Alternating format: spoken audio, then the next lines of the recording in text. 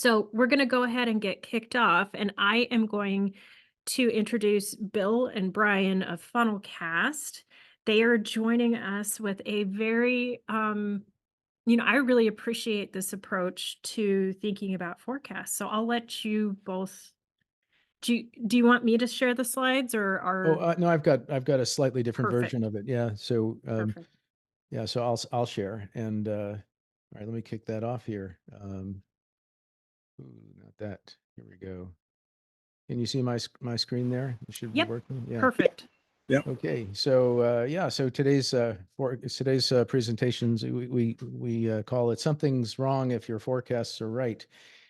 And I'm Bill. That's me here, and that's Brian. And so, and you see Brian with the headphones on there. So, I'm sure that has some of you scratching your heads saying, what's this about? How could you, what could you possibly mean that something's wrong if your forecasts are right? So, well, let's look at that. This is we went on the web. We redacted the vendors who make these claims. So these are real claims. If you go search for forecast accuracy on the web, you'll see vendors claiming things like 98% sales forecast accuracy consistently this quarter, the next, and next, and so forth. Here's 95%. These people over here are claiming 5%. I think 5% is the same as 95%.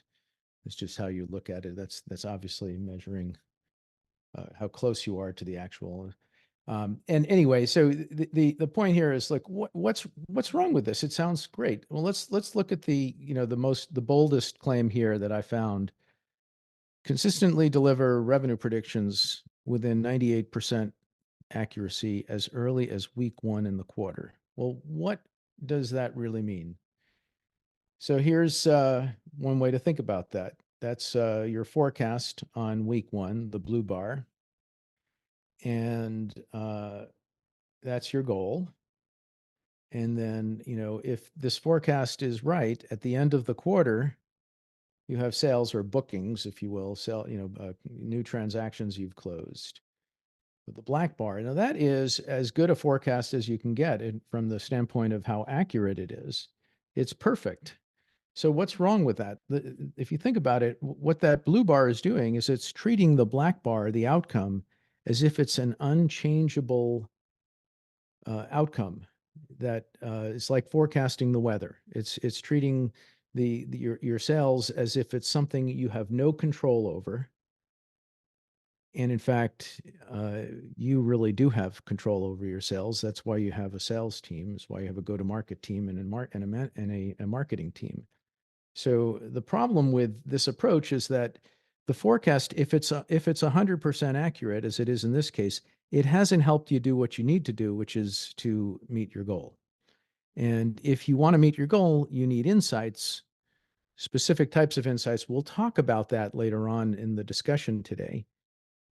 And you can't treat your sales like the weather. It's because it's not like the weather. You actually can change things. And so the whole idea of what we're going to talk about today is to talk about the types of insights that you need in order to meet your goal or even beat your goal.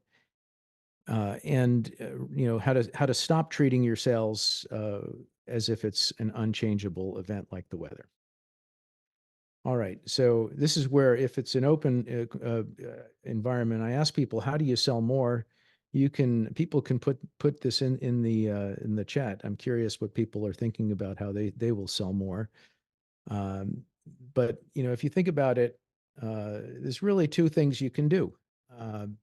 If you want to sell more, you can move things through the pipeline that you have, the existing open pipeline. You can move them through faster, or you can add more deals to the top of the pipeline. And everything you talk about, like changing a comp plan to accelerate or incentivize people to do better, or promotional incentives, whatever you're talking about, they're all about either moving things through faster or getting more things into the pipeline. And if you think about it, there are different factors that you can measure within the pipeline and before they get into the pipeline. that will affect the outcome. I'm not going to go through the details of all of these here, but if you think about it, some of the big ones, obviously in the pipeline, sales stage is very important. From the top of the pipeline, you would think about things like how quickly you're generating new opportunities and what are your win rates on those opportunities, as well as deal size and so forth. So these are the levers that you have that are controllable, and some of these you have some direct control over.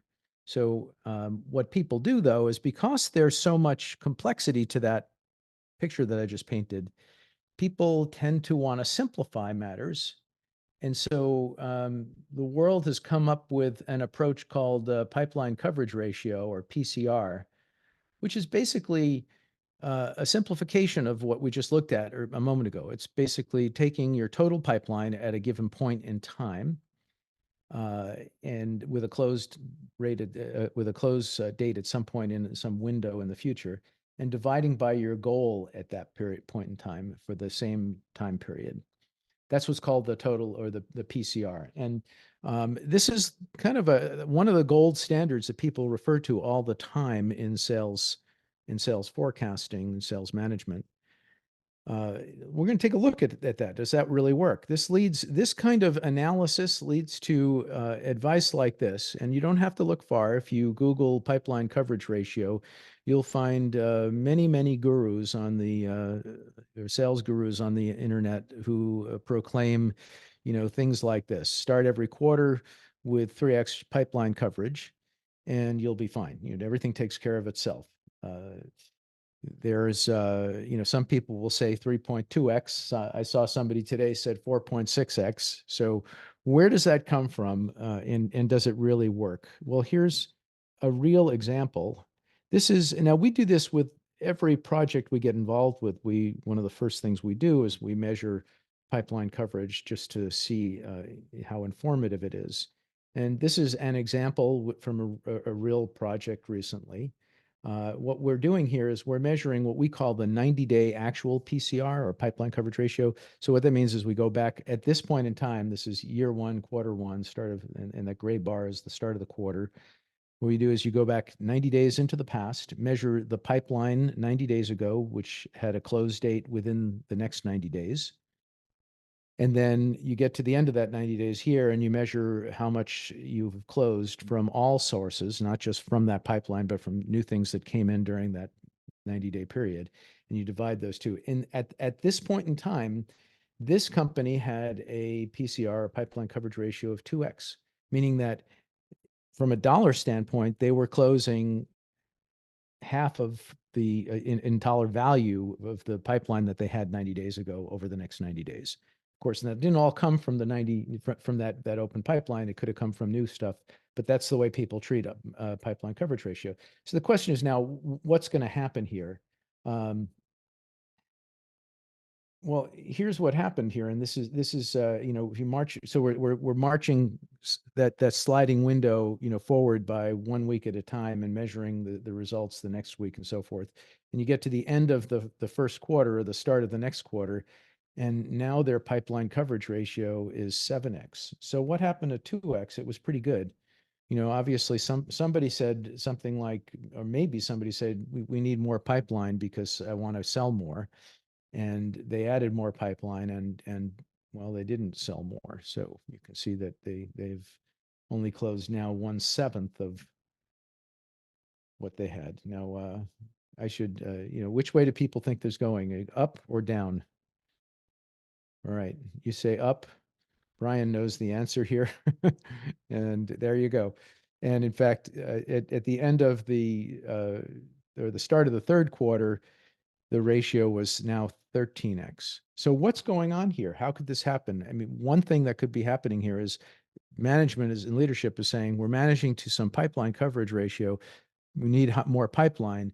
And what happens is people put deals in earlier on that are not as well qualified, or deals that should have been purged because they're really no longer active or lost, are not being purged because people are under pressure to keep the pipeline coverage ratio up.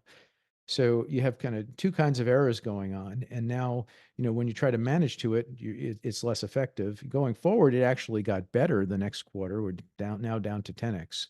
Of course, what happened to 3x? Where's the 3x? it's it's not really coming into play except for this 1 week here, maybe. Um, and so we go forward to the somewhere kind of the middle. Whoops, I blew the punchline there. But you can see what happened at the middle. At this point in time, it looked like it was pretty stable in the range of about 10 to 15x pipeline coverage, and you could maybe start managing to that, except the end of the next quarter or the start of the next quarter, the ratio was 20x. So this kind of volatile pipeline coverage ratio is typical. This is a real example. Your mileage will vary. And by the way, you can you see this pretty easily. If you wanted to use our free product to do this, it'll show you your pipeline coverage ratio in just a few minutes. And you can see what's happened here. We're going to need a new CRO here because things are not going well. We're at about 17x. And well, there you go. All right. So what's wrong? Let me just point out that was a company that was actually doing well and growing while that was happening. It's not like the company was floundering or anything like that while that was going on. It's just PCR is a little bit of a coarse measurement. They might not have needed a new CRO. I think they did get a new CRO, but they may not have needed one. The company was actually doing okay, but that metric is a little bit loose is all. Yeah, it's a little bit loose, and you can see what's going on here is PCR ignores all this information that you have available to you. And what we're going to talk about is how you can use this information and give you some of the keys to unlock using this information so that you can actually get more insight into what you can do down here to improve your odds of getting to your number and what you can do up here to do the same. The appeal, is it all right if I interrupt? The appeal of it is it's a single number, right? It's like the one weird trick to unlock your RevOps sales metrics, but usually those one weird trick things aren't quite enough, and it's you need to pay more attention to all those details. That's pretty much what we're about. Yeah, so we're going to give you the keys to unlock that. And one, I'll leave you before I hand it off to Brian to do the second part of the discussion today. I just point out that what you look at depends upon your time horizon. If you're at the end of your quarter, really the only options you have are to work on things that are in your pipeline. There's somebody that'll be a hero and prove me wrong and find a big deal that comes in and closes in 2 days, I'm sure. But for the most part, you're dealing with at the end of the quarter, or the end of your month, however you manage your business, you're dealing with opportunities that are at the very bottom stages in your funnel, at the end of the funnel. And if you go back, if you have a longer time horizon, you can start thinking about each deal and moving them through the pipeline faster, and maybe even a little bit about the top of the funnel. What can you add to the top of the funnel that will come out during the quarter? And of course, if you have a longer term horizon, if you depending upon your business, these ratios will be different. But for a typical business that we've seen, if you're out 2 or 3 quarters, at that point, almost all of your business is coming from this giant blue arrow here, which is things that are not yet in your pipeline. By the way, we have one exception to that. In one of the first projects we worked on, the sales manager or sales leader said to me, look, the whole year is baked by the time we start the year. So their year looked like this pretty much. But for most businesses, a year looks more like this. Depends upon your sales cycle and so forth. So, we're going to focus on these factors and these factors independently and differently depending upon the time horizon at play. All right. And I guess I'll turn this over to you, Brian, with this slide. This kind of introduces your part of it. So go ahead. Sure. And Bill, while I'm jabbering along, there's a lot of just outstanding I see a lot of comments, right? You should. It's really good. This discussion is awesome in the chat. So take a look at it. I will respond to it. You don't see me typing responses here because I'm showing the webinar chat right now. You're not seeing that here? You'll want to make sure. No, I don't see webinar Okay. chat. No, Okay, it's, I that's just see the fine. slides. It's I see- private. Okay, it's all right, fine. good. Yeah, okay. Okay, so you can But go ahead. Talk you over might that. just speak to some of those later, Bill. But Yeah, it's okay, I'll browse through. Yeah. discussion going on. This obviously is touching a nerve with people out there, so that's pretty cool. Mhm. And I just saw so many comments that I like agree with in there. It's really good. Yeah. So as Bill mentioned, there's just even the basic CRM data. Everybody's into AI and all this fancy pants stuff these days, and that's cool. I think there's definitely a use for that in many circumstances. But something that we've noticed is that even with basic data, that stuff that Bill had up there, that's all just basic stuff that you've already got. A lot of people aren't getting the most that they can out of that, we think, anyway. And we view the kind of the forecasting and planning, we like to put them together because, as Bill started with, we want you to beat a forecast, not just make a forecast, right? So we want to show you a decent forecast, but then the main thing is all those factors that Bill had up there, we want to show you, if you change them, what are the ones that are going to have the biggest odds of affecting or improving that forecast. So we want to help you understand the stuff that's already in your CRM, in the pipeline. If you made changes to them, which ones of those are going to have the biggest impact on beating the overall forecast? On the incoming pipeline side, on the demand gen side, if you've got your business separated into different opportunity types or geographic segments or product segments or teams or things like that, and you make changes in each of those, which of those changes are going to have the biggest impact? And also, I saw the aging of fine deals, wine and cheese, yes, yeah. cheese, right? Which deals are. I mean, people. It's just a natural tendency for all of us to not want to let go of things, and so oftentimes you get deals that are in there for too long that probably aren't going to ever close, and you want to really be able to flag those and think about them very clearly. But underneath all of this stuff, before we even get to looking at how all of those are changes, or all of those affect the odds of making a forecast.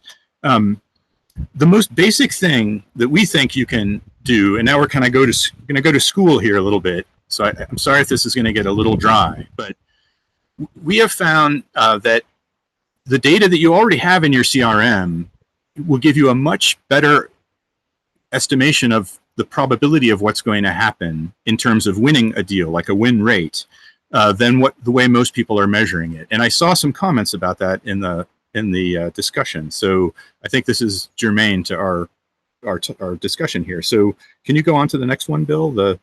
So when we talk about win rate or win rates, I mean, everybody kind of knows what it is, and our intuitive understanding of it is solid, right? But when we actually want to use it in a formula to try and predict something, that's where things get a little loose sometimes.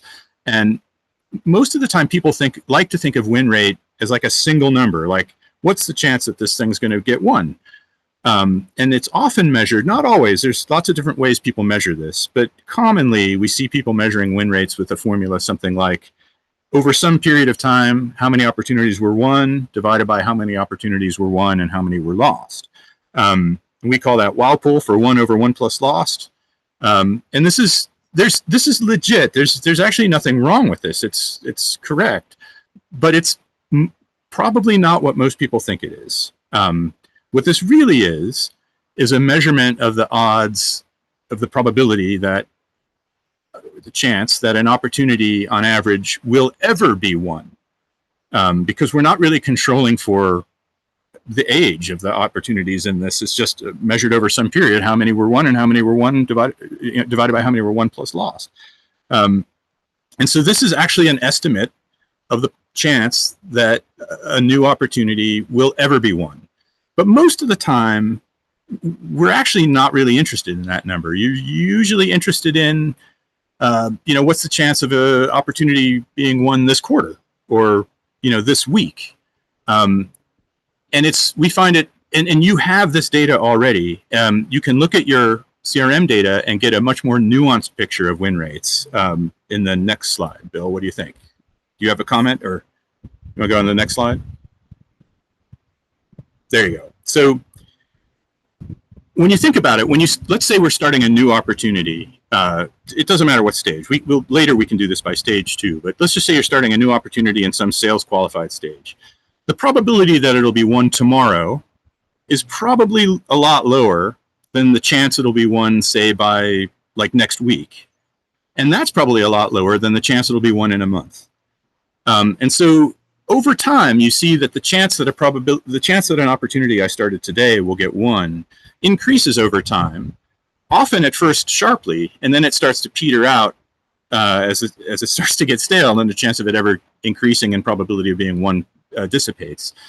And so you can see these curves. This is broken down by like these are real company data broken down by two business segments, small business and enterprise. And you can see the chance that a brand new opportunity hitting the sales qualified stage in your funnel gets won, that we have a bunch of bluebirds that are won on day one for the small business. So it starts up at a non-zero probability of being won on the first day. But then that sharply increases until after like 2 years, these are days on the x-axis, it really peters out and there's like no increase in probability at all that it'll be won. You know, anything that's still 500 days in the funnel is probably dead at that point. And when you're measuring just wins over wins plus losses, that Whirlpool formula that we had up before, you're really estimating the right edge of these plots. But we find it to be very productive and profitable to think about win rates instead of as single numbers, but as curves like this. And you can do this with your own CRM data. Those data, these are really basic data that are already in your CRM. And that way, the cool thing about this is, again, when you want to plan for like a time horizon that's next month, and you're starting an opportunity now, you can say, well, okay, what's the chance that I start an opportunity today and it'll be won in a month? And that's going to be a heck of a lot different than the chance it'll ever be won. And that's the figure that you're estimating with win over wins plus lost and other similar measurements of win rate. The other cool things that you can do with this type of analysis, and this is very easy to do, we'll give you there's a spreadsheet that will have a link at the end that you could just do it with your own data on just in Excel. The other cool things that you can do is you can weight these curves by like average sales price and get the estimated expected value of an opportunity over time. And you can use that for financial planning, like what's the expected value of a new opportunity over time. You can start one new opportunity per day or X number of new opportunities per day based on historic trends in generation rate from your demand gen side of the company. And you can also build curves like this for each stage, for instance, to see what's the probability of being won. I saw a lot of discussion in the chat about wise discussion in the chat about looking at funnels starting at particular stages that are important to your business. So you can develop curves out of your CRM data like this by stage. And let me interrupt you there just for a second, because there was a question about that stage. Sure. Applied to the pipeline coverage discussion. Yes, pipeline coverage does treat all the stages as equal. That's one of the flaws. But also, I think that analysis that we did was based on having pulled out all of the very early stage. We were only looking at SQL deals in that particular example. So for that company, those were sales qualified. That's those right. were sales qualified. But it wasn't like the high stages. It was sales qualified just and sales above. qualified and above. Yeah, that's right. That's right. So go ahead. I'm sorry. Yeah, keep going, please. And I mean, you can also, just the last thing I was going to say about these curves is that you can think about, it doesn't have to be a closed one as the outcome, right? You can think about advancement, like what's the probability that if I'm in this stage, I will advance to a higher stage. You know, oftentimes stages advance, depending on the sales methodology you're using, you may or may not have a rigorous sales process where things advance stage by stage. And they often don't, in my experience. So this conversion rate from one stage to another is usually not that useful. It's more profitable to look at from this stage going to any better stage. And we just kind of call that generic advancement. And you can build curves like this for that as well, very easily out of again, just the data you've already got. And it's just a much more nuanced and precise way of looking at the win rates inside of your organization. I guess we can go on to and then so this next slide, it points out some other kind of problems with these Whirlpool-like metrics, the 1 over 1 plus lost. It's not just the fact that you're making an estimate of a long-term win rate. The other problems that we see when folks measure things like this is because it is a long-term measurement.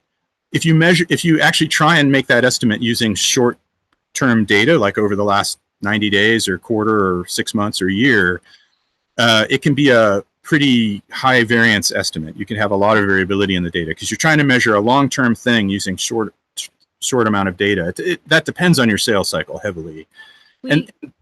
I'm sorry. so sorry to interrupt, Go but ahead. we have a question about the previous slide. Oh, go back. Yeah, sure. And someone was Please interrupt. Don't be sorry. I'm Yeah. happy to have you interrupt. Someone was asking why or how the enterprise win rate opportunity is so low at 10% over 500 days. I do want to point out, are we using a specific, you mentioned we're using a specific stage here as one This dimension? is SQL or better. That's right. Just Yeah. any sales qualified lead or better. A lot of this is a real data set from a real company, and their enterprise deals, their big deals, after a year, you can see it flattens out at about a year. They just don't have any change after a year. They win 10% of the deals hitting their funnel in that enterprise segment. That's not that weird. We have a pretty diverse set of clients that we work with, but a fair number of SaaS companies, and 10 to 20% for big deals is kind of a typical win rate for these companies that we work with. In this particular company, their data, a lot of their small business sales are what's the word where they're nearly all product led. Like the people, it's inbound, right? They come to them and they're like, "Yeah, we've been trying this. We want to close this deal and sign an account." So those have a higher success rate than the enterprise is more lift. But those are real data for. So the question, I guess, was, is why is it only 10%? That's truly what we measured, and it's not that dissimilar from what we see from others. This might be on the low side. Typically, we see 10 to 20% range. Yeah, 10 to 20, I'd say, for a lot of companies, SaaS companies. It also depends on the complexity of the product, the complexity of the sales cycle, the price of the product, how many people are involved in the buyer committee. There's so many variables that come into this. That's So right. it's hard. I mean, we can state that enterprise sales are just more complex and less likely to close in a shorter period of time in particular, but Absolutely. yeah. So Complicated. Pablo brought up an interesting question here, but Pablo says it's interesting. It does not drop after 500 days. Actually, these curves are monotonic. They don't ever go down. they Yeah. won't go down. These are Pablo, these are a cumulative curve. So this is the total percentage one. And in fact, This is the chance that a deal will have been won by that point in time. So they're only ever increasing. So the interesting parts of these curves are where the curvature changes. Like when they, in particular, you see it in the SMB curve. It starts going up really steeply at first, and then it starts to peter out. Once you've got a deal that's in the petering out phase of the curve, this starts to get a little problematic. Like it may not ever have a better chance of being closed, right? And that's what Pablo's getting at, right there. Yeah, exactly. that's right. Yeah. It's once these curves flatten out, Pablo or everyone, the deal is likely dead. Yeah. And want to just call out really quickly that this will be posted as a recording as well. And I've put the link in the chat. Yeah, and we have kind of a wonky spreadsheet, again, that you can make your own curves like this, and we're happy to help you do it in other ways if you want. It doesn't take anything fancy. You can just do it with Excel. This is just another, I don't mean to be too critical of this. Again, there's nothing wrong with wins over wins plus losses. It's a totally legit estimate. It's just an estimate of a long-term win rate, the chance that something will ever be won. But one problem with it is, we already talked about that it's maybe not what you think because it's long-term, and the volatility can come in if you measure it over a short period of time. But another surprising thing about it is it depends on, in the denominator there's the word lost. And in our experience, a lot of companies are not judicious about marking opportunities lost. And if you aren't, then the denominator's messed up. And it'll just be wrong, right? And even if we often see companies that have, well, they'll go through some sort of a hygiene phase, a cleanup phase, and like, oh, these are all lost deals. Let's just all mark a whole bunch of them lost, and then their win rates will just precipitously change all at once, right? Because they've made a change on hundreds of deals at one time. We're seeing two of those events right here. Yeah, so this is again an actual measurement of what are these? Do you know the time period on these, Bill? Are these yeah, these are 90-day 90-day windows of measuring the Walpole measurement. Walpole will be much more stable if you measure it over a 1-year period. Yeah, because it's a long-term measurement, but again, if you're not marking stuff lost judiciously, any measurement that involves the law, needing to know if something is lost can be incorrect. The other curves that we're showing you, those time to event win rate curves that we had on the previous slide, and here's a kind of a time series of a 90-day, just 1 day snapshot of that curve. The chance that something will be won after 90 days is the blue curve here. Those curves actually don't need to know if something, all they're based on is when a deal was started and when it was won. That's all you need to know, just 2 pieces of information to get those curves. By not depending on caring when something was lost, you can get a much higher fidelity estimate over time of what's happening with win rates. And again, you don't have to do it for just new opportunities. You could do it by stage, and it doesn't even have to be just for one. It could be for advancement, all kinds of cool things. All right, so I'll also chime in here. So there's a temptation, as we've done here. This is measured, I think we're actually measuring the black line daily on a 90-day sliding window here compared to our blue curve here.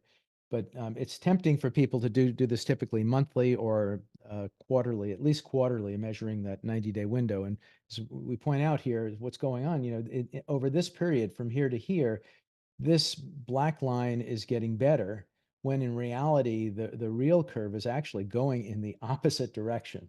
So, you can have kind of false exuberance that things are getting great here. Our win rates are getting better. In fact, they were actually going down. And what was going on here probably was that they just were not being as rigorous about recording losses. And then later on, somebody realized that, caught up, and you can see the same thing then eventually accumulated, and then somebody did it again. So this is one of the flaws of trying to measure that long-term metric over a very short time period. Yeah. All right. So where are we at now, Bill? Let's see. Okay. We've got, we're back to that was just kind of a little meditation on, a more nuanced way that you can measure your win rates, and you all can do this. And then you want to turn, so again, the next part we're going to be talking about is, how do you identify what you can change? All of those factors that you have under your control, what impact would they have on your forecast were they to be changed? If you could change them, what can you do? And the win rate stuff we were just talking about is not, we use it, we like to use it with our clients as a foundation for getting better measurements all the way up the stack.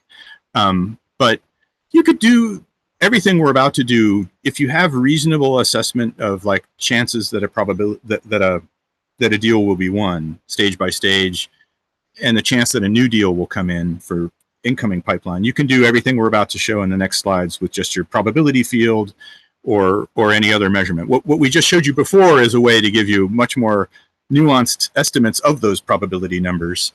But now, from going forward, now we're just going to be talking in general. And this is, I think, the way. If I were somehow the RevOps, emperor, I would declare that everyone should look at forecasts as like this.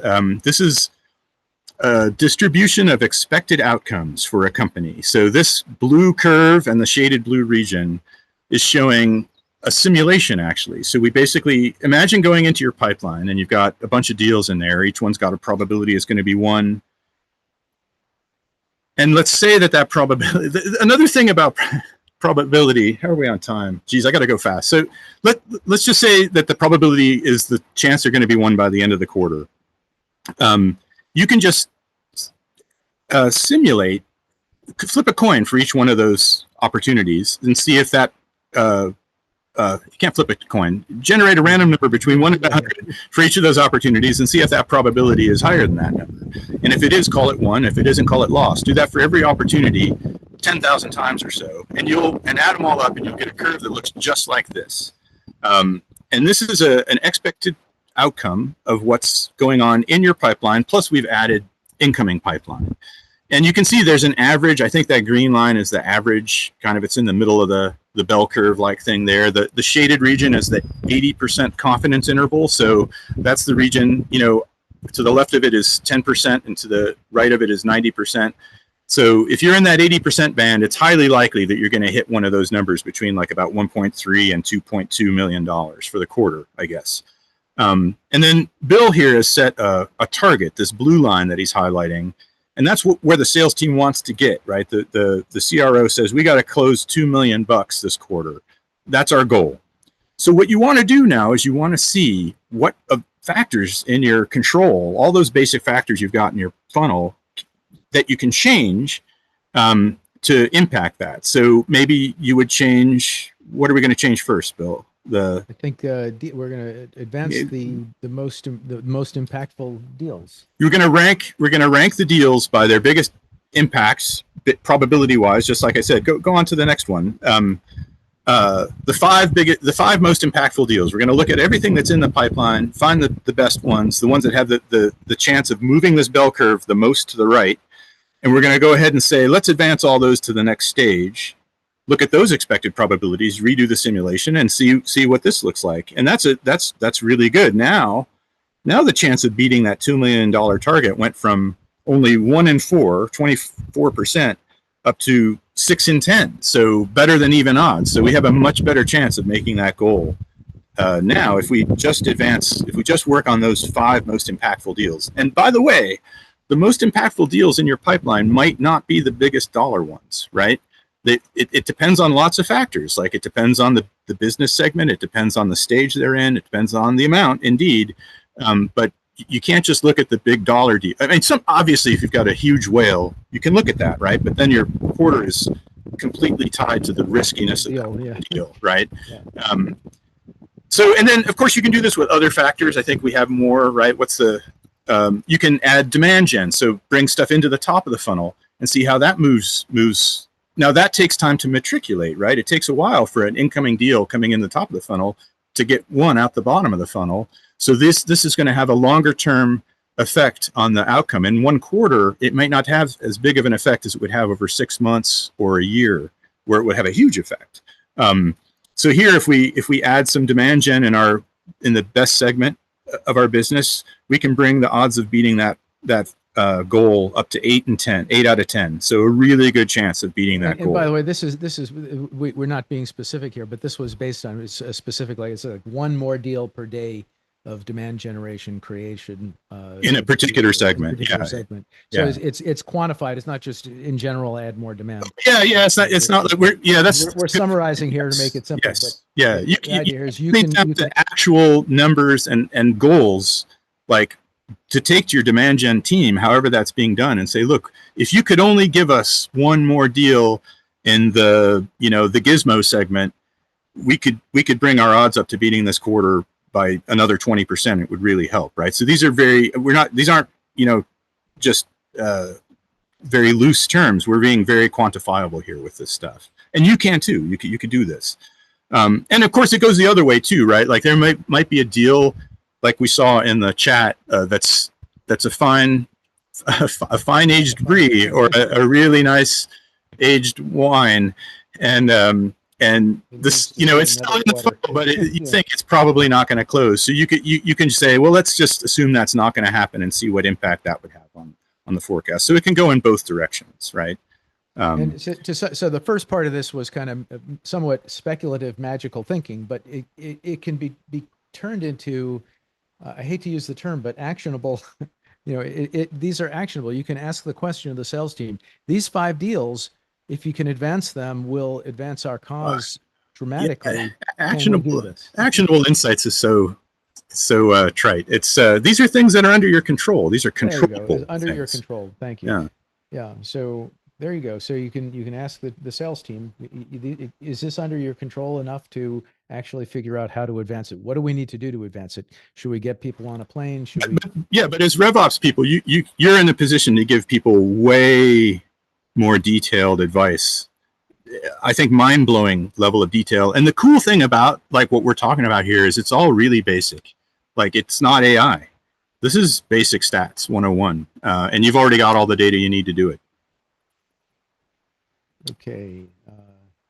I would add that the approach is important though, because I've worked with a lot of sales managers. And if I go to them and say, the data is telling me that these deals aren't going to close, they're going to Yeah. laugh in my face because I don't carry a bag and they haven't worked with me in a sales capacity. So if we go to them and say, look, I don't have all of the information, but I've looked at these rates and here's what I'm seeing, they're much more likely to be receptive and run with it, even if their initial reaction is, why are you snooping? No, it's awesome, Kamala. That it's true, right? And oftentimes, some of the best salespeople in organizations are like the worst with the use of the CRMs. But on the other, and I would just totally agree with what you said, and also add that a lot of what we're talking about here, look, when deals get to the point that they're almost going to close, when they're like days out of the deal getting won, the salespeople know what's going to happen. You don't need RevOps to know what's going to happen. These people, everyone knows what's going to happen at that point. The managers, the salespeople, they know, they don't need anything. But at earlier planning level, like at the start of a quarter, they don't know. The close dates are all highly speculative. There's a lot of deals in flux. They don't know how the demand gen is going to play out for the quarter. They really don't have a good grip on this, and I think that's where the RevOps team can really, and the salespeople are receptive to that because they don't know at the beginning of the quarter either. When they get close to closing, they're really good at doing their job, but at a much earlier phase, they can use our help quite a bit. That's my perspective. Yeah. Okay. So I think we're kind of wrapping up here. You wanna summarize here, Brian? Go ahead, Bill. All right. Okay. Well, all right. So we want to leave you with these thoughts. Look, your sales, it's not like the weather. It's something you actually have control over, and there are factors that you can use your CRM data to identify the factors that are within your control that will advance your cause. And the second real point is that you have a lot of information. It's basic information in your CRM, and it doesn't require artificial intelligence. It doesn't require integration with all sorts of other things like calendars and reading emails And or we're not saying that's artificial not. intelligence. We're Not that that's bad stuff to do. That's Go do stuff, that. actually. Even the basic data, there's a lot more you can get out of it than I think most people do. And one thing we didn't emphasize that I just wanted to add on the data side is that the point we were trying to make with those win rate curves way at the beginning was that if you make your measurements well, carefully, you can also deal with very bad hygiene. For instance, by not depending on needing to mark things lost judiciously, you gain a huge advantage because now you've got bad hygiene data, but you don't care. You can still make a quality measurement out of that. So, and again, that doesn't need AI. It just takes being a little clever about it. Yeah, that's worth All underscoring. Just because people, if you think about it, you realize, look, wins are recorded when they happen, always. Everybody knows you celebrate. Losses don't get recorded when they happen. They often never get recorded, which is one of the problems. And so by using a metric that is immune to, requiring you to mark things lost at the right time, you can get a much more robust signal out of your data. And it's pretty yeah. basic. It can easily be done. And we got Yeah, it. So all we've got models are wrong. Some are useful. some So are as long useful. as Yeah. people are behaviorally consistent, Yeah. you can still get a lot of useful information. Kamala is quoting a famous statistician there when George Box. Yeah, George Box, would say absolutely, that, yeah. So the George Box nerds can get together afterwards. So yeah, you have a lot of information, use it, and we're going to leave you. We've got resources. We should this slide deck will be available, but so what are these resources here? A win rate reference. It's got a spreadsheet here to help you compute win rates. That's this one here, the win rate calculator. Sorry, this is the second one. That's an Excel spreadsheet. If you follow that link, you'll get direct access to, all you have to do is just paste your data in and you'll produce curves similar to what we've shown you, only it'll be in Excel. And you can get, this is a video on how to explain to your colleagues that win rate is a function of time. It's a 60-second video or so. For those of you who like to do A/B tests, we've made an A/B calculator that does a statistical test of significance so you can really tell if there really is or how confident you are about there being a difference between the two groups you're testing. Highly recommend you use that if any of you are doing A/B testing. And we've got a pile of blogs. We blog about this stuff too much probably, but go visit our blog, please, for more information, and we'll make this available in the slide deck to everybody. So that's it. We can open it up to questions here. See, I dropped a discount code for RevOps AF. These fine Oh, cool. folks will Yeah. be going there, and that's kind of the focus of the webinar, is introducing people to who's going to be there and the topics we'll be discussing. We also encourage people to take the survey at the end of this so we can get feedback, but also feel free to drop in what you want to learn more about next or what kind of detail. The link to the Excel is broken. Okay, we have You some. can get it on one line, right? So You need to it's like, instead of the underscore. let me put it in the chat. Yeah, let's link that directly in the chat. That's great. Yeah, Thank you. Okay, I'll fix that. I'll patch that up. Yeah. There you go. Actually, what is the link? Funnelcast. Well, link. yeah. I tried. Can you put it in there, Bill? Yeah, I'm trying to take care of it here. Yeah. Okay. Yeah, let's see if I can. Here we go. You got to get rid of the. So that box quote is awesome, Kamala. And here's one that I think Andy Gelman told me this. I can't remember exactly where. I don't know the origin of this quote, but it's the same. It's statistical models are just like fashion models. Both are idealizations of reality. Oh, that's all right. too relatable. You're going to have to paste this in the full link like that. Sorry. I think you got it. Did you? Okay, let me try it. It looks. Let's see. The problem is the chat window is trying to convert the spaces to the end of end of the link. The part I have in quotes is what you need to stick in your. That doesn't work either. So no, let me. All right. Okay. We'll fix it. It put underscores in for some reason. Yeah, I saw. Your quote. The thing in the. Let me. All right. Let me see if I can go get it to work here. All right.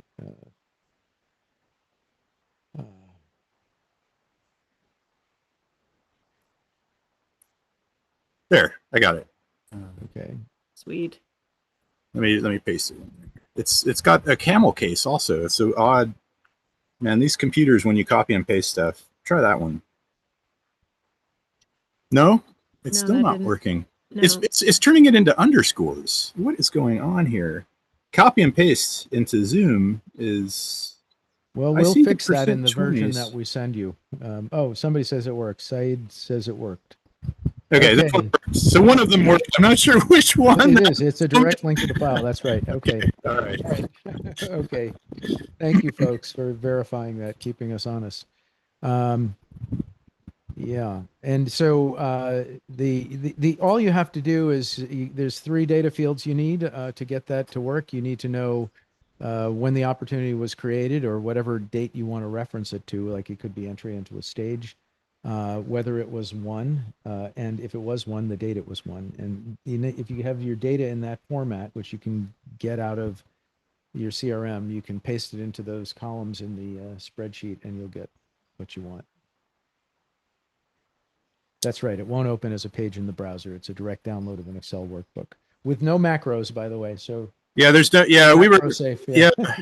How do you do? We should probably put it online or something, like with one of those.